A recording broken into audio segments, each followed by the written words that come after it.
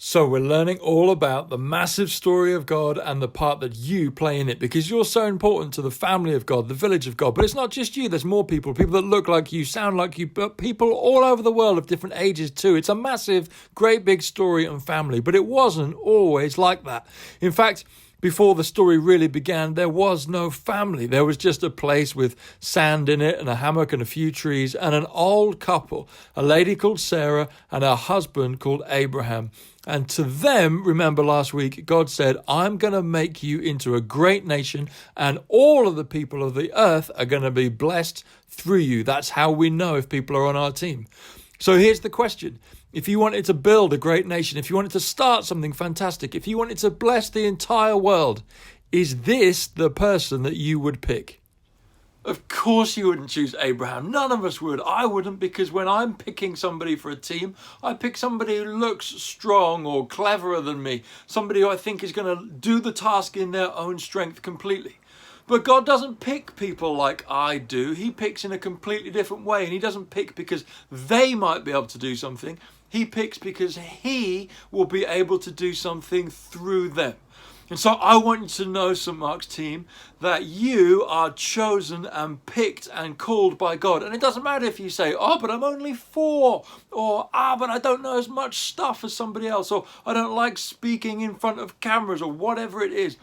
God has chosen you to do incredible things. What are incredible things? Well, the same as it was for Abraham, to bless people, to love people, to be kind to people, to have this characteristic of you and of us that is blessing to everybody. Here's 2 things I want you to remember. God doesn't pick people in the same way that we do. He picks you. Even if you wouldn't pick you, he picks you. The second thing I want you to remember from the story of Abraham is this, that Abraham went and looked in the mirror and he thought to himself, this doesn't seem right. I don't think God would choose me either. And then Abraham went and told his wife Sarah all about it, and she said, are you kidding me? That's not right. God is never going to be able to make this happen. We've got to make this happen. We've got to fix it somehow. We've got to manipulate it somehow. We've got to make it happen in our strength.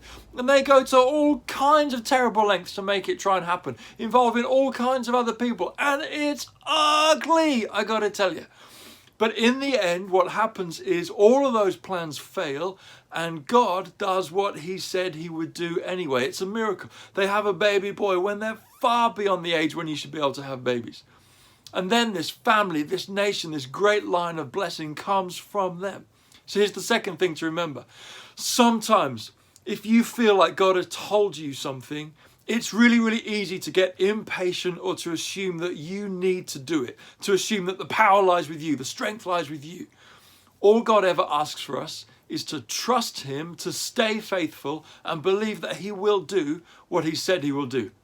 Thing number 1, God picks people like you. Not necessarily because you look strong or wise or mighty, although you might well look strong and wise and mighty, but because he can do great things through you and bless many people through you. Thing number 2 is don't get impatient. Don't try and force it. Don't try and do it in your own strength. But in the strength of God, ask him every day, God, could you give me your strength to bless the people around me? And that will be a good start.